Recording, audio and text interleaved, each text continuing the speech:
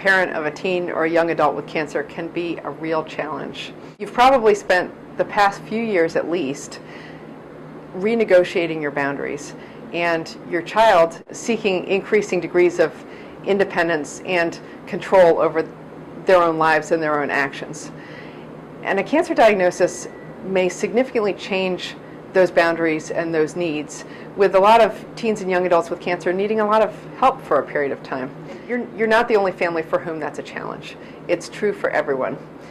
There's a very good resource for caregivers, which I like to recommend. It's a nonprofit called Imerman Angels, I-M-E-R-M-A-N, Angels.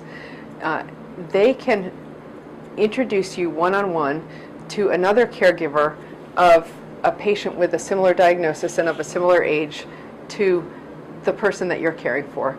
And often caregivers find that really useful to sort of figure out some tips and tricks for what's worked and what hasn't worked in other situations. So that's something that I would definitely recommend, because being the caregiver of a cancer patient is a huge and extremely important job.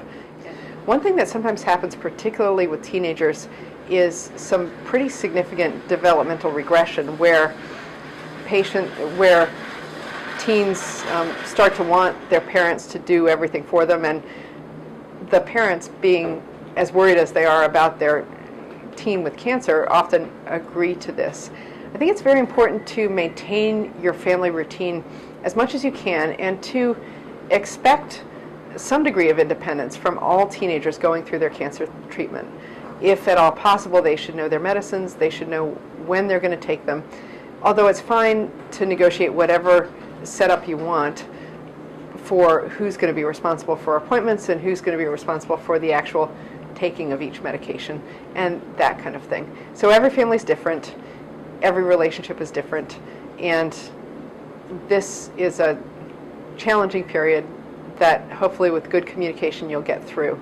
If you're having significant difficulties in communicating within your family, that's a really important thing to let your oncology team know.